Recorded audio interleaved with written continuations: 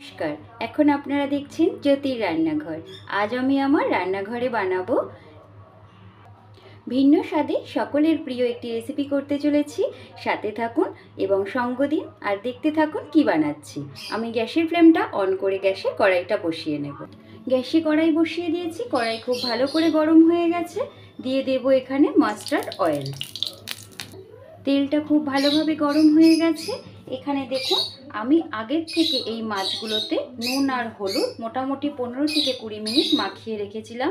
মাছটা ফ্রিজে থেকে থেকে অনেকটা পুরনো হয়ে গেছিলো, তাই ভাবলাম কি করব, সেই কারণে আগের থেকে একটু নুন, হলুদ আর লেবুর রস দিয়ে ম্যারিনেট করে রেখেছিলাম। কেননা অনেকটা পুরনো মাছ হয়ে গেলে পরে সেটার স্বাদটা ঠিক বদলে যায়। তো আপনারা চাইলে এইভাবে করে দেখতে পারেন কেমন লাগে। এমনিতেই আমাদের এখানে বরফের মাছ অনেক দিন থেকে থাকে, আমরা বাজারে গিয়ে খুব একটা টাটকা মাছ পেয়ে উঠি না। তো যেটা পেয়েছি নিয়ে এসেছি, সেই মাছটাই আমি ফ্রিজে রেখে দিয়েছিলাম। যথেষ্ট পুরনো মাছ হয়ে গিয়েছিল, সেই কারণে আমি চেষ্টা করছি মাছটাকে একটু অন্য স্বাদের করে বানানো।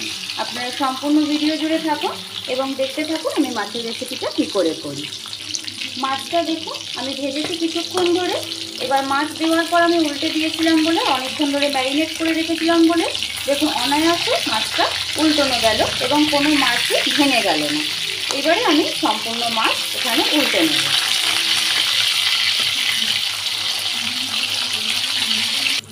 সম্পূর্ণ মাছগুলো আমি দু পিঠে লাল লাল করে ভেজে নিয়েছি। এবারে আমি মাছটা ভালোভাবে তেল ঝরিয়ে তুলে ফেলবো। এই একই তেলের মধ্যে দিয়ে দেব কিছুটা পরিমাণে জিরে ফোড়নের জন্য। এখানে আমি খুব সামান্য একটুখানি পেঁয়াজের ব্যবহার করছি, কেননা আমি পেঁয়াজটা এখানে বেটে রেখেছি, সেইটা দেব বলে। আপনারা ভিডিওতে সম্পূর্ণ থাকুন, দেখতে পাবেন আমি এটা কী কী দিচ্ছি একের পরে এক। এইবারে এখানে আমি দিয়ে দেব, আর এখানে পেস্ট করে রাখা যে মশলাটা আছে, এখানে রয়েছে আদা, কাঁচা লঙ্কা, পেঁয়াজ আর টমেটো। দিয়ে দেব 1 চামচ পরিমাণে গুঁড়ো হলুদ, আরও একটু হলুদ লাগবে। এখানে এই রকম পরিমাণে আমি হলুদ দিয়ে দিয়েছি। দিয়ে দেব কাশ্মীরি লাল লঙ্কার গুঁড়ো। দিয়ে দেব 1 চামচ ধনে আর জিরের গুঁড়ো। এটা আমি সম্পূর্ণ ঘরেই করে রেখেছি, এটা দোকান থেকে কেনা নয়। দিয়ে দেব সামান্য একটু ঝাল লঙ্কার গুঁড়ো। আমি এখানে যেহেতু কাঁচা লঙ্কার পেস্ট ব্যবহার করেছি, তাই জন্য অল্প একটুই দেব। আর এখানে দিয়ে দেব 3 টুকরোর মতো টমেটো।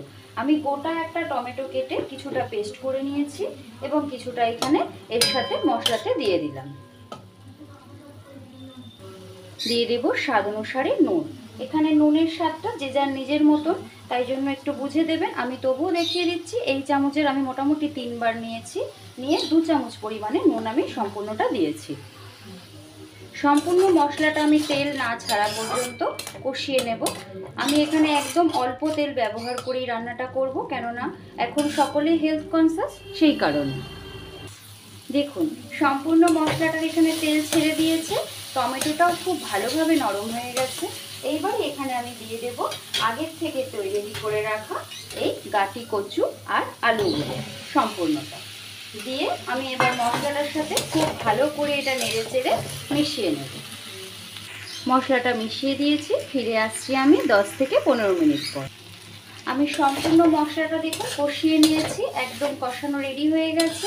এইবার এতে আমি পরিমাণ মতো জল দিয়ে দেব, সেদ্ধ হওয়ার মতন। এইবারে আলুটা আর কচুটা সেদ্ধ হওয়া পর্যন্ত অপেক্ষা করে আমি ফিরে আসছি।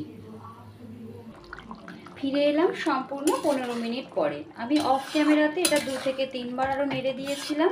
দেখুন গাটিটা কত সুন্দর সেদ্ধ হয়ে গেছে, এখানে আলুটাও সেদ্ধ হয়ে গেছে।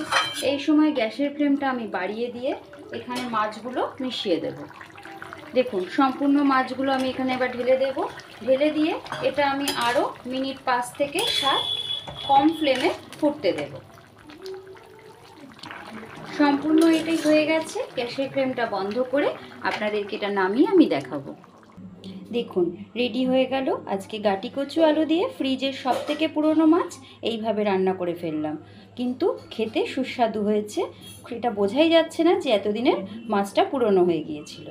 আশা করছি আপনাদের সকলের আমার এই মাছের ভিডিওটি ভালো লেগেছে। যদি ভালো লেগে থাকে অবশ্যই একটু লাইক, কমেন্ট, সাবস্ক্রাইব করে নোটিফিকেশানের জন্য বেল আইকনটি প্রেস করে আমার পাশে থাকুন এবং আমাকে এগিয়ে যেতে একটু সাহায্য করুন। আপনারা সকলেই ভালো থাকুন, ভগবানের কাছে প্রার্থনা করি সুস্থ থাকুন। ধন্যবাদ।